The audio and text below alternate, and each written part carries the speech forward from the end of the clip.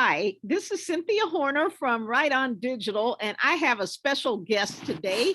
And I am going to let her introduce herself and from there go into the meaning of her name. Yes, ma'am. Hey, everybody. I am Ryan. I go by LuhRy. So Little Rye, but LuhRy, you got to add your twist in there on it. And I'm a singer slash rapper. And I just literally turn my pain into music. Okay, now let's go back to your name because your name is very unusual. Who came up with it? You or somebody else? Well, I kind of came up with the spelling and the name. Some people just started calling me LuhRy, Little Rye, because I'm short, I guess. But yeah, that's kind of where it came from. And I just went with it. Oh, okay. Well, it's very unusual and it sure is going to get you a lot of notice. Now, you mentioned that you learned how to turn pain into something positive. So let's go into your background about how it is that you came out with music and what was the story behind it. Okay, so I've always been into music since I was a kid. And I know that my family, we always do karaoke nights and everything. I would always participate. But I never really got into writing my own music, making my own music until my little sister passed away in 2020. So that's how I began writing my own music because I was feeling so hurt, so down, so depressed, and I didn't know what to do with those feelings because I didn't want to feel that way. So I ended up starting to write my own music. I wrote my own pain, and it's been working for me ever since. Wow, that is so incredible. But the story behind it is very sad. I understand there was a shooting. So I don't want you to have to relive the whole situation, but can you tell me about the senseless violence that we're all facing in communities all over the United States? Yes, ma'am. I could definitely touch on that. So actually, I'll give you a rundown of the last 5 years. So we'll start 2017. So 2017, the United States literally hit its peak um, of gun violence against kids and teenagers. So with that being said, 2018, gun violence surpassed motor vehicle accidents, which was number one in the United States for a very, very long time. So just to think of that, that uh, kids are being killed by a gun over an accident, a car accident, which was number one, is crazy. So we'll go to 2019. It started with um, kid being killed every 2 hours and 36 minutes. So that equals up to about 9 kids a day, which is about 3,285 kids a year, which is absolutely ridiculous because these kids haven't even got a chance to live their life or to Right. even think about what they're gonna do with their life. They're kids. Some of them are a couple months old, and just accidents, man. It's terrible. In 2020, it just kept rising to about over 5,000 kids were shot. So it's ridiculous, and it's getting out of hand. Now, what do you think contributes to this? Sometimes people blame the parents of the children, saying that there were guns in the household. So, therefore, sometimes children have been able to get a hold of guns just in that sense. And then other people have been able to order weapons off the internet. And then you have another group of people that put these guns into the hands of younger people to commit crimes because younger people will typically not get the same type of sentence that an adult would get. So, what is your take on this? So honestly, about the guns in the house with the adults, yes, I wouldn't particularly just put all the blame on the parent, but if you have a gun in your house, you need to have it put up safely so that these kids are not able to get a hand on them. Because honestly, some of the kids are like 5 years old. They don't know the power of a gun. So they get it in their hand, they just want to play with it and stuff like that. And they accidentally could kill a sibling or kill themselves. Like it's senseless.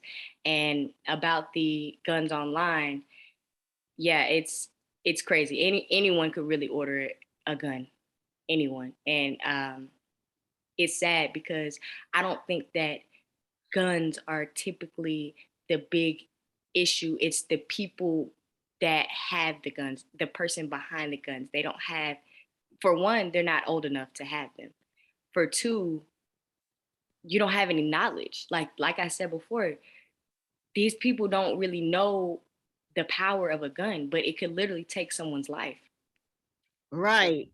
And also, there are so many different television shows and movies where you kind of glorify violence. And a lot of children are actually desensitized to violence at this point because they see so much of it in the different television shows and movies.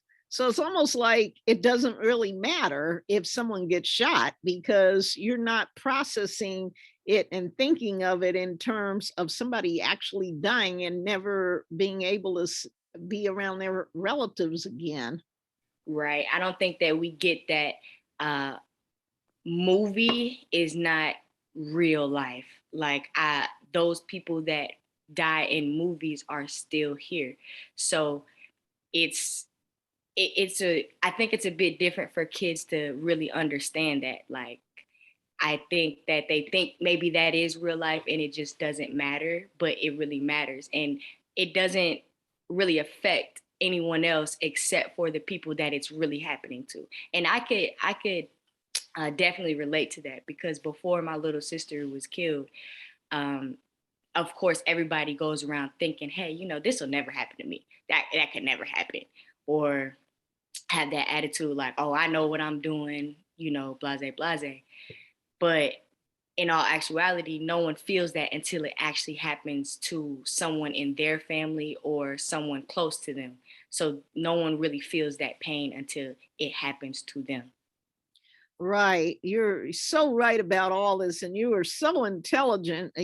It's really interesting talking to you. Now, you mentioned earlier that you turned the negative situation that happened with your sister passing away to write lyrics and start coming out with music. Who directed you toward that? Did you direct yourself toward that, or were there family members or other people in the community that said, look, instead of just being bitter, why don't you do something great? So actually, I got that from one of my favorite artists. His name is Rod Wave. He definitely talks about a lot of pain and what he goes through throughout his life. And it was just really inspiring to me that he could do that. And he also helped me through my hard time. So, not immediately after she passed away did I jump straight into music.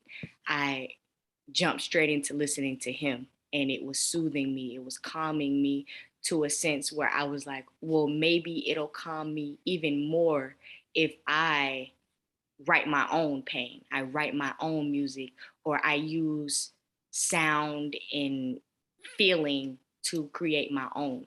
And once I started doing that, it was a wrap. Wow, that is so fantastic.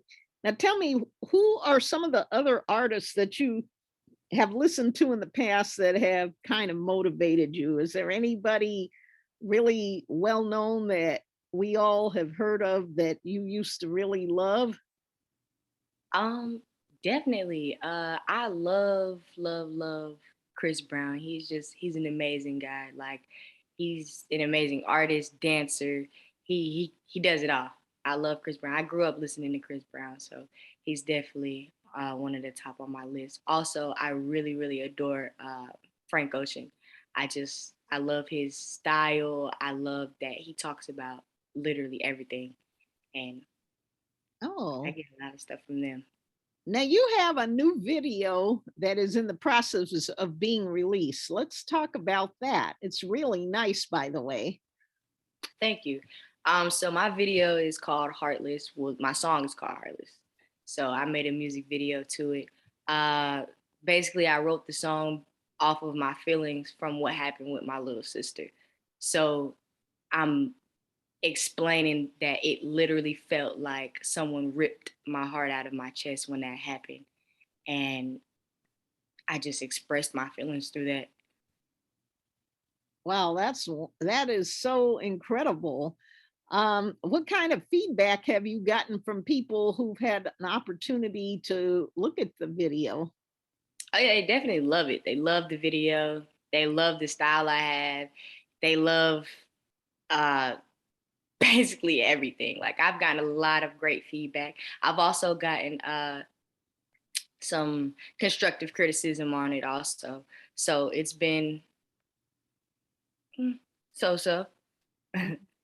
Well, that always happens.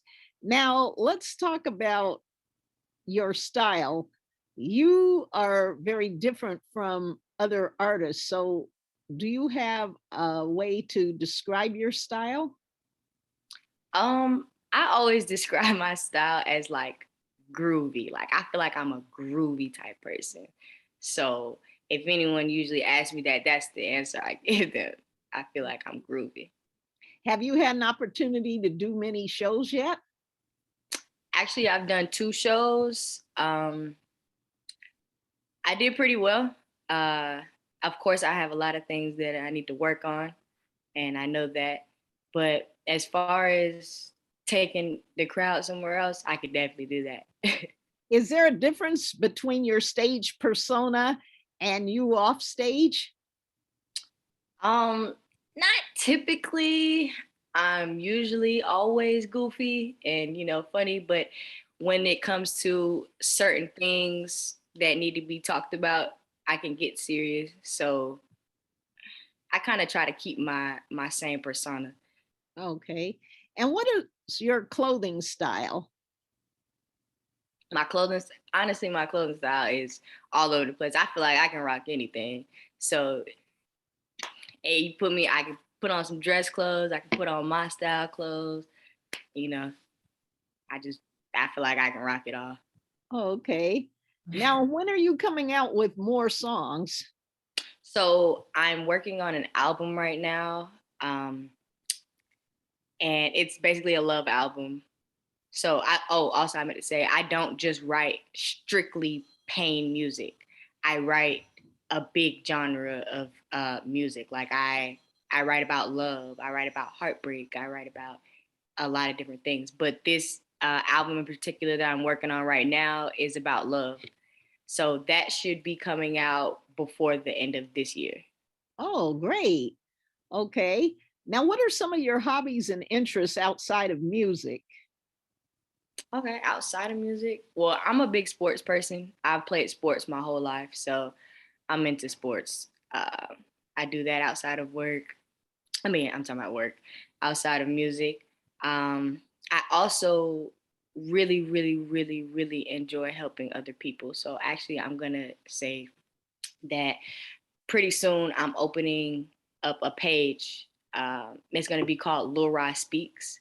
And basically, I'm just going to be that ear and that person for people that need it, people that have been through what I went through or whatever they're going through at the moment. So they could come talk to me. Everything will be confidential, of course. And I'll be that ear because not everybody likes to talk about their issues or their pain with people that they actually know. They don't want people in their business. I feel that because that's how I am. So for them to speak to someone about it and feel comfortable, not even having to pay or anything like that.